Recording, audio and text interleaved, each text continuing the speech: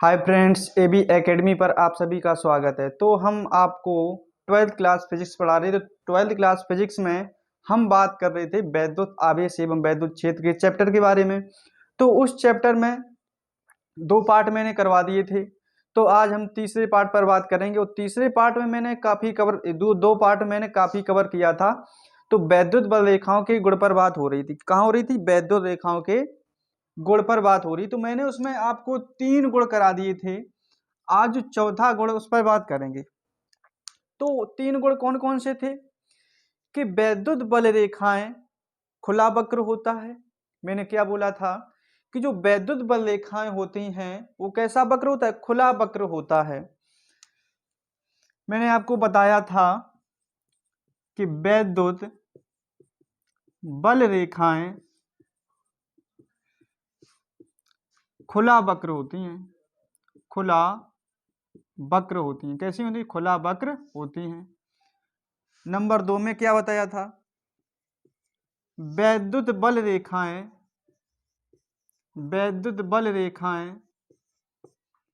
धन आवेश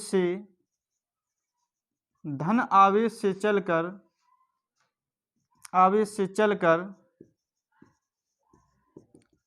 ऋण आवेश पर समाप्त हो जाती हैं। नंबर 3 पर क्या मैंने बात की थी आपसे कि जो वैद्युत बल रेखा होती है उसके किसी बिंदु से एक स्पर्श रेखा को खींचा गया, यानी जो वैद्युत बल रेखा होती है उसके एक किसी बिंदु से स्पर्श रेखा जो खींची जाती है वो दिशा को प्रदर्शित करती है। किसको करती है? दिशा को प्रदर्शित करती है। तो मैंने आपको ये 3 गुण बताए थे। अब जो चौथा गुण आता है उसको देखते हैं। तो पिछली वीडियो मैंने आपको 3 ही गुण लिखाए थे, तो हम बात करेंगे अब चौथे गुण की। तो वैद्युत बल रेखाएं होती हैं, मैंने आपको 3 बता दी। क्या? एक खुला वक्र। नंबर 2, वैद्युत बल रेखाएं धनावेश से ऋणावेश पर समाप्त होती हैं। नंबर 3 कि वैद्युत बल रेखा की किसी बिंदु से एक स्पर्श रेखा खींची जाती है और वो स्पर्श रेखा दिशा को प्रदर्शित करती है। अब नंबर 4 में क्या करेंगे कि दो वैद्युत बल रेखाएं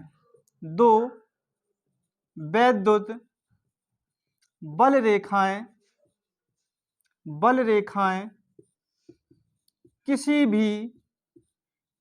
भी बिंदु पर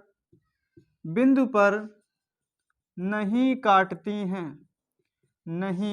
हैं। हमने आपसे क्या बोला कि जो दो वैद्युत बल रेखाएं होंगी, कितनी? 2, वो आपस में किसी भी बिंदु पर नहीं काटेंगी। क्योंकि अगर यहां पर 2 वैद्युत बल रेखाएं लो, किसी भी बिंदु पर काटेंगी, यानी जो इसका कटान बिंदु होगा वो वैद्युत बल रेखा नहीं कहलाती है।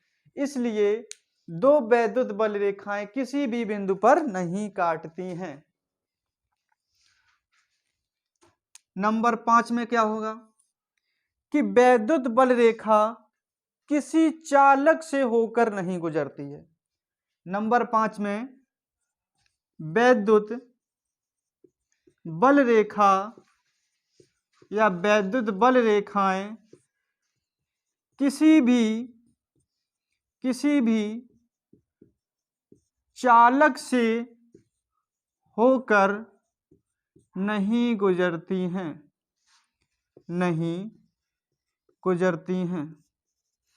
तो ये हो गए मेरे 5 गुण। किसके? वैद्युत बल रेखाओं के 5 गुण।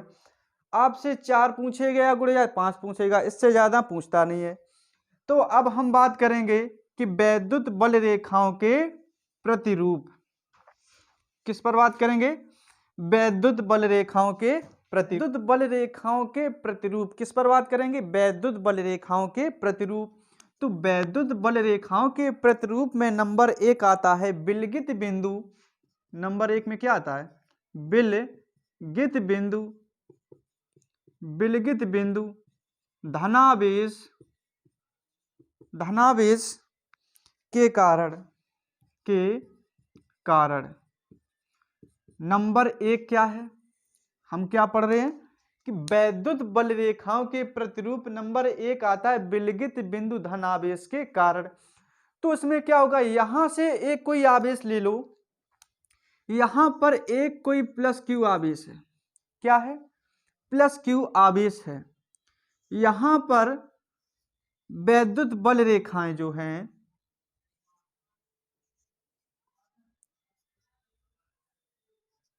साइड से बनाते हैं इसको, यहां पर एक प्लस क्यू आवेश, यहां पर वैद्युत बल रेखाएं धन आवेश से अनंत की ओर जा रही, कहां पर जा रही, अनंत की ओर जा रही हैं। यहां पर क्या है, विलगित बिंदु धन आवेश के कारण, यानी यहां पर एक कोई धन आवेश, क्या है, आवेश है, आवेश विलगित बिंदु धन आवेश से सीधी अनंत की ओर चली जाती हैं। कहां पर जाती, सीधी अनंत की ओर चली जाती हैं। तो यहां पर लिखना चाहो तो लिख लो पॉइंट बना के,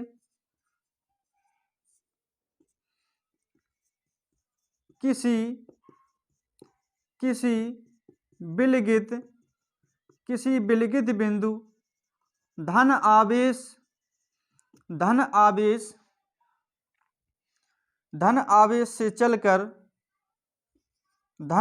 से चलकर सीधी अनंत की ओर चली जाती हैं। तो यहां पर वैद्युत बल रेखाओं के प्रतिरूप में नंबर 1 क्या है, विलगित बिंदु धनावेश के कारण। तो यहां पर एक कोई प्लस क्यू आवेश है, यहां से विलगित बिंदु धन आवेश से चलकर वो अनंत की ओर सीधी चली जाती हैं। कहां से, धन आवेश से चलकर सीधी चली जाती हैं। अब नंबर 2 डालो, नंबर 2 में है विलगित बिंदु ऋण आवेश के कारण, क्या हेडिंग डालो, विलगित बिंदु ऋण आवेश के कारण,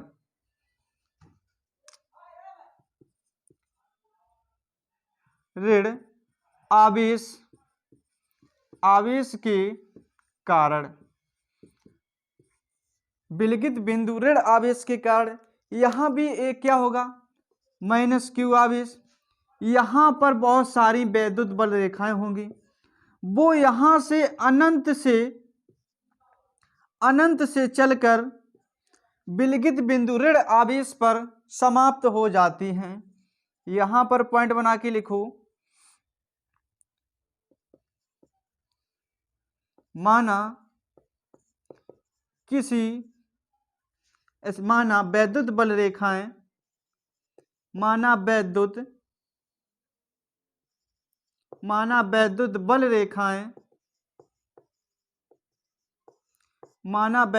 रेखाएं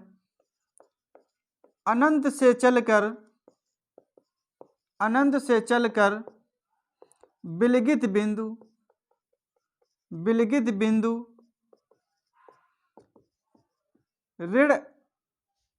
विलगित बिंदु ऋण आवेश पर समाप्त हो जाती हैं।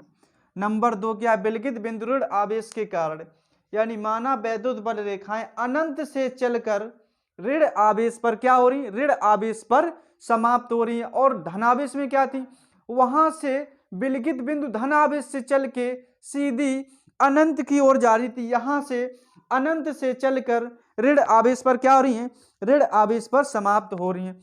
अब नंबर 3 डालो हेडिंग, नंबर 3 दो बराबर, नंबर 3 में क्या डालो, दो बराबर एवं विजातीय बिंदु, दो बराबर एवं विजातीय बिंदु, दो बराबर एवं विजातीय बिंदु आवेशों के कारण, आवेशों के निकाय के कारण नंबर 3 में क्या है,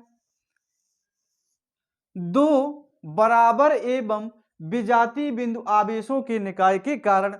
अब यहां पर क्या होगा, एक यहां पर कोई आवेश माइनस प्लस, एक यहां पर कोई माइनस होगा, तो यहां पर वही सेम कंडीशन, धन आवेश से चलकर ऋण आवेश पर क्या होगी, समाप्त होंगी। धन आवेश से चलकर ऋण आवेश पर क्या होंगी, समाप्त हो जाएंगी,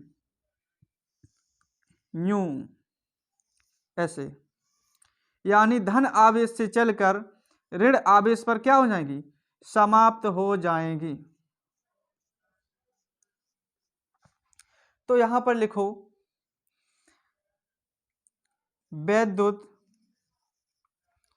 वैद्युत बल रेखाएं, वैद्युत बल रेखाएं धन आवेश से चलकर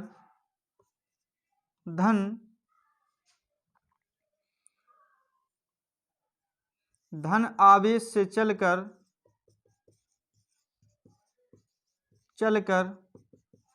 ऋण आवेश पर समाप्त हो जाती हैं, समाप्त हो जाती हैं। नंबर 3 में क्या है, यहां पर धन आवेश से चलकर ऋण आवेश पर क्या हो रही, ऋण आवेश पर समाप्त हो रही हैं, क्या हो रही, समाप्त हो रही हैं। अब नंबर 3 डाल लो, हेडिंग डालो नंबर 3। नंबर 3 में क्या हेडिंग डालो, सॉरी नंबर 3 हो चुका, नंबर 4 डालो। नंबर 4 में डालो एक समान वैद्युत क्षेत्र, क्या डालो, एक समान वैद्युत क्षेत्र, हेडिंग क्या डालो, एक समान वैद्युत क्षेत्र। अब यहां पर क्या होगा, यहां पर एक समान क्या होगा, एक समान वैद्युत क्षेत्र दिया जाएगा इस तरीके से।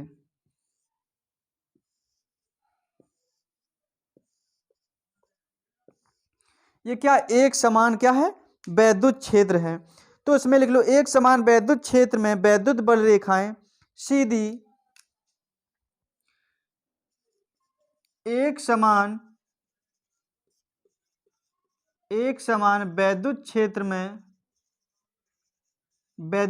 में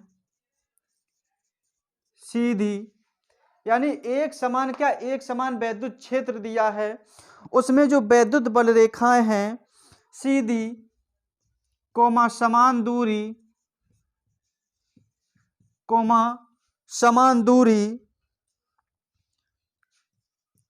पर एक समान वैद्युत क्षेत्र, यानी एक समान क्या वैद्युत क्षेत्र दिया जाएगा, उसमें सीधी कोमा समान दूरी, यानी जो इनके बीच की दूरी होगी कैसी होगी, समान होगी, दूरी पर स्थित समांतर होती हैं, कैसी होती हैं, समांतर होती हैं, यानी जो एक समान वैद्युत क्षेत्र में जो वैद्युत बल रेखाएं होंगी वो सीधी कोमा समान दूरी पर और समांतर होती हैं, कैसी होती हैं, समांतर होती हैं। तो वैद्युत बल रेखाओं के क्या हो गए, ये वैद्युत बल रेखाओं के हो गए प्रतिरूप। हेडिंग डालो वैद्युत क्षेत्र की तीव्रता, हेडिंग क्या डालो, वैद्युत क्षेत्र की तीव्रता। तो हम बात करते हैं वैद्युत क्षेत्र किसे कहते हैं। अच्छा पहले वैद्युत क्षेत्र किसे कहते हैं, ये मेरी बात समझो, तीव्रता पर बात करेंगे। वैद्युत क्षेत्र यानी जो उसका क्रेट एरिया होता है, यानी यहां पर मान लो कि ये एक इतना एरिया दिया है, अब यहां पर क्या है, प्लांट लगे हैं, क्या लगे, प्लांट, यानी यहां पर वैद्युत यानी क्षेत्र, यानी जहां पर इलेक्ट्रिसिटी बनता है, यहां पर प्लांट बना हुआ है, तो उसके जो चारों ओर का क्षेत्र है वो क्या बोला जाएगा, उसको बोलते हैं वैद्युत क्षेत्र। यानी यहां पर मान लो एक चारों तरफ प्लांट है, तो जो चारों ओर प्लांट को हम क्या बोलेंगे, वैद्युत क्षेत्र, क्या बोलते हैं, वैद्युत क्षेत्र बोलेंगे। अब लेकिन यहां पर बात है वैद्युत क्षेत्र की तीव्रता की, तो अब मेरी बात समझो, वैद्युत क्षेत्र के अंदर रखे धन परीक्षण, वैद्युत क्षेत्र के अंदर रखे धन परीक्षण आवेश आवेश पर लगने वाला बल यानी वैद्युत क्षेत्र के अंदर रखे धन परीक्षण आवेश पर लगने वाला बल उस बिंदु की वैद्युत क्षेत्र की तीव्रता कहलाता है। तीव्रता कहलाता है। तो यहां पर डेफिनेशन क्या मेरी निकली कि वैद्युत क्षेत्र के अंदर, यानी कि ये वैद्युत क्षेत्र है, अब इसके अंदर कोई आवेश रखा है, जैसे क्यू, कुछ भी मान लो, क्यू नॉट मान लो, आपकी इच्छा है कि वैद्युत क्षेत्र के अंदर रखे धन परीक्षण आवेश पर लगने वाला बल, जो इस पे फोर्स लगेगा, उस बिंदु की वैद्युत क्षेत्र की क्या कहते हैं? तीव्रता कहते हैं। तो आपको इतनी बात समझ में आ गई होगी। अब इसकी बात करते हैं, वैद्युत क्षेत्र की तीव्रता की डेफिनेशन समझ में आ गई आपको। यहां से पॉइंट बनाओ, इसे कैपिटल ई द्वारा प्रदर्शित करते हैं। वैद्युत क्षेत्र है, तीव्रता को कैपिटल ई द्वारा प्रदर्शित करते हैं। किससे करते हैं? कैपिटल ई द्वारा प्रदर्शित करते हैं।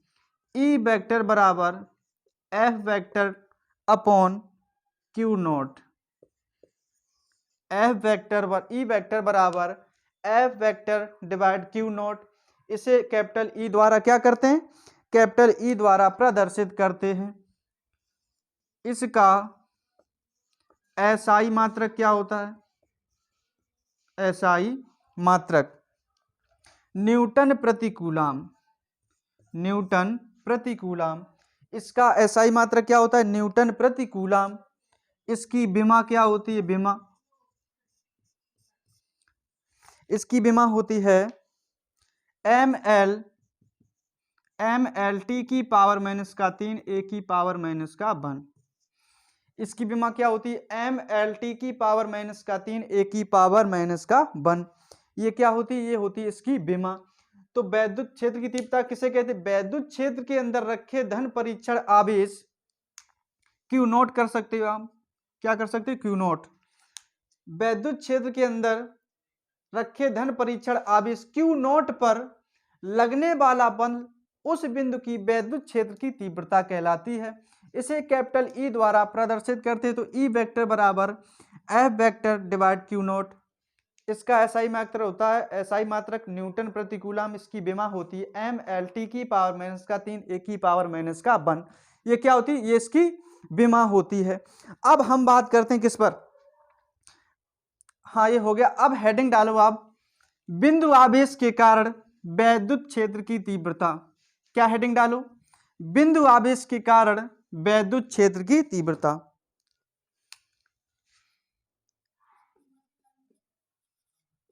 बिंदु आवेश के कारण वैद्युत क्षेत्र की तीव्रता। क्या हेडिंग डालो?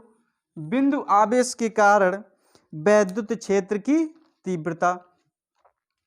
तो यहां पर देखो, यहां पर एक कोई आवेश है, यहां से कुछ दूरी पर एक क्यू नॉट आवेश है, यहां पर कोई बिंदु O है, यहां पर कोई बिंदु P है, यहां से कोई बिंदु एक F है। कौन सा है? कोई बिंदु F है। ये भी प्लस क्यू आवेश, ये प्लस क्यू नॉट आवेश है। इस बिंदु से इस बिंदु तक की दूरी R है। क्या है? R है। तो इसका माना ठिकाना सब लिख लो। क्या लिखना है? रामकथा जो लिखनी है इसकी, कि माना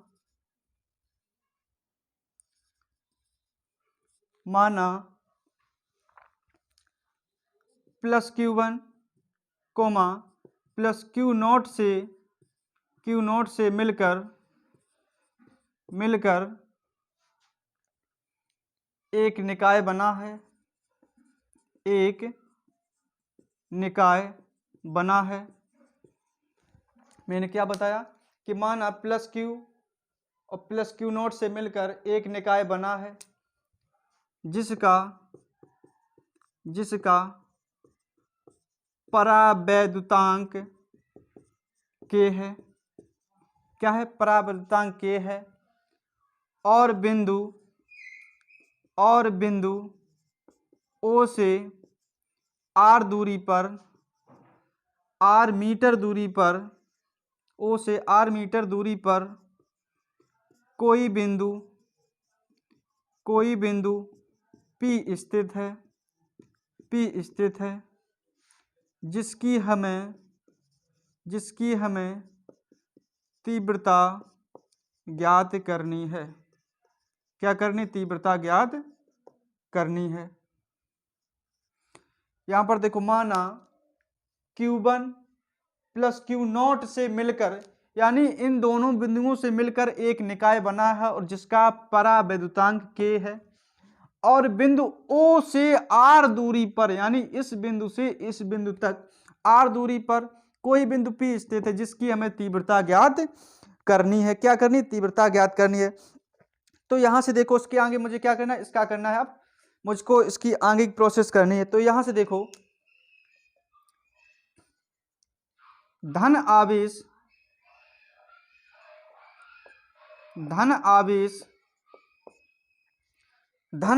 Q नॉट, धन आवेश Q नॉट पर लगने वाला बल, यहां पर धन आवेश, यानी इसकी बात हो रही, आवेश Q नॉट पर लगने वाला बल, तो क्या होता है? F बराबर 1/4 पाई एप्सिलॉन नॉट, यहां पर परावैद्युतांक K लगा दिया। F बराबर 1/4 पाई एप्सिलॉन नॉट, यहां पर Q1 इंटू Q2 होता, तो यहां पर Q1 है ओनली Q और Q2 की जगह है Q naught upon r square. क्या होता है? Upon r square. धन आवेश Q नॉट पर लगने वाला बल, किस पर लगने वाला बल? Q नॉट पर लगने वाला बल। अब यहां पर बिंदु P पर तीव्रता कितनी है? बिंदु P पर वैद्युत क्षेत्र की तीव्रता, बिंदु P पर वैद्युत क्षेत्र की तीव्रता क्या होती है? E वेक्टर बराबर F वेक्टर बटे Q नॉट। तो यहां से E वेक्टर बराबर F बराबर कितना दिया है? 1/4 pi epsilon naught Q into Q naught upon r square, इसके अपॉन में Q नॉट से Q नॉट कैंसिल हुआ, तो E वेक्टर बराबर निकला 1/4 पाई एप्सिलॉन नॉट, यहाँ पर परावैद्युतांक किया गया। ठीक है, यहाँ से Q upon r square newton प्रति कूलाम। क्या निकला? न्यूटन प्रति कूलाम। अब यहाँ से न्यूटन प्रति कूलाम, अगर यहाँ से इसको K को हटाना चाहो तो वायु में निर्वात K बराबर होता है 1, तो यहाँ से E वेक्टर बराबर 1/4 पाई एप्सिलॉन नॉट Q बटे आर स्क्वायर न्यूटन प्रति कूलाम। फिर से रिपीट कर रहे एक बार।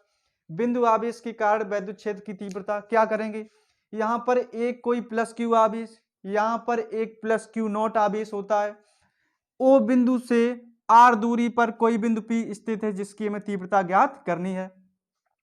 तो माना प्लस Q नॉट से मिलकर एक निकाय बना है जिसका परावैद्युतांक K है, और बिंदु O से R दूरी पर कोई बिंदु P स्थित है जिसकी हमें तीव्रता ज्ञात करनी है। तो धन आवेश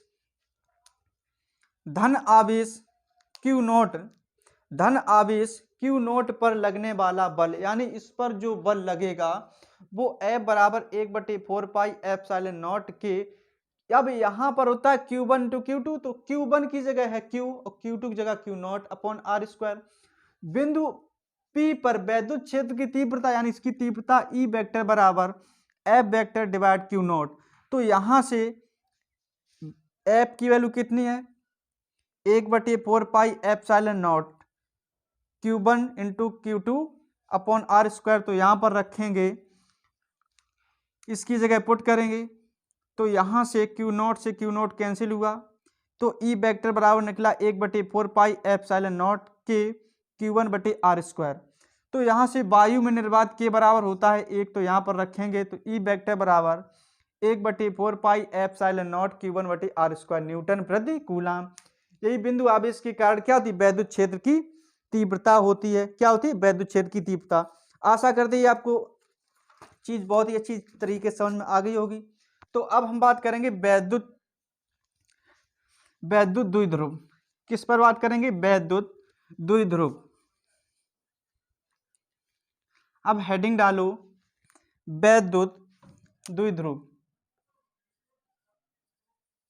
वैद्युत द्विध्रुव। क्या हेडिंग डालो? वैद्युत द्विध्रुव। अब यहां पर क्या होगा?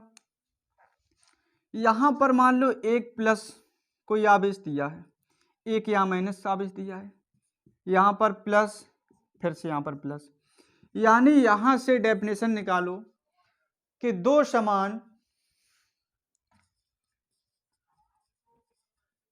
समान तथा विपरीत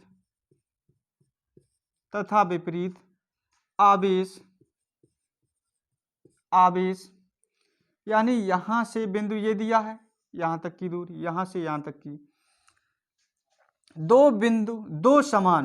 दो समान तथा विपरीत आवेश के अल्प दूरी को वैद्युत द्विध्रुव कहते हैं। वैद्युत द्विध्रुव कहते हैं। यहां से मैंने क्या बोला? दो समान तथा विपरीत आवेश के अल्प को वैद्युत द्विध्रुव, अल्प दूरी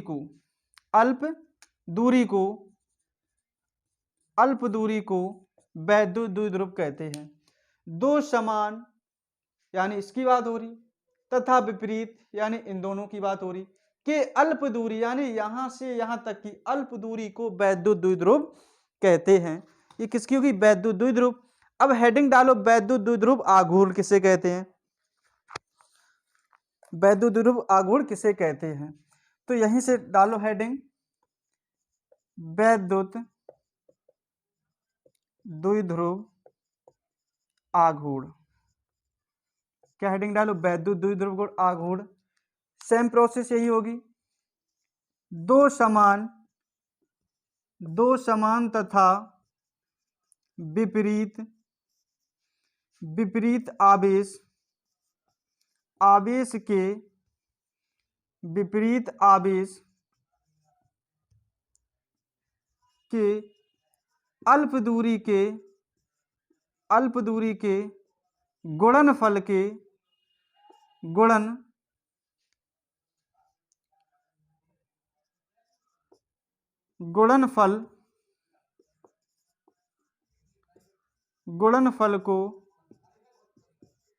गुणनफल को वैद्युत द्विध्रुव आघूर्ण कहते हैं। यहां से क्या मैंने बोला? दो समान तथा विपरीत आवेश के अल्प दूरी के, यहां पर क्या अल्प, यहां पर थोड़ा चेंजमेंट कर लेना, अल्प दूरी के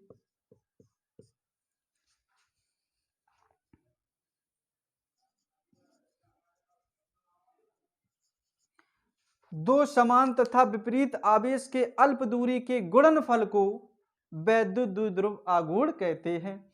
तो वैद्युत द्विध्रुव क्या था? दो समान तथा विपरीत आवेश के अल्प दूरी को, इसमें इसके गुणनफल के जो उसकी गुणनफल की अल्प दूरी होगी उसको कहते हैं क्या, वैद्युत द्विध्रुव आघूर्ण। तो P बराबर 2 इंटू P बराबर, नहीं क्या होती, P बराबर Q इंटू 2L। क्या होती, P बराबर Q इंटू 2L। यही क्या होती, वैद्युत द्विध्रुव आघूर्ण होती है। फिर से रिपीट कर रहे हैं, वैद्युत द्विध्रुव किसे कहते हैं, दो समान तथा विपरीत आवेशों की अल्प दूरी, यानी उन दोनों की जो अल्प दूरी होगी उसको वैद्युत द्विध्रुव आघूर्ण कहेंगे, इसको वैद्युत द्विध्रुव कहेंगे, और जो उसकी गुणनफल की अल्प दूरी होगी उसको वैद्युत द्विध्रुव आघूर्ण कहते हैं। तो आज का सेशन यहीं तक रखते हैं, और जो इसके आगे का पोर्शन होगा अगली वीडियो में कवर करने की कोशिश करेंगे। और अगर आप मेरे चैनल पर नए आए हो तो मेरी वीडियो को लाइक कीजिएगा और मेरे चैनल को सब्सक्राइब कीजिएगा।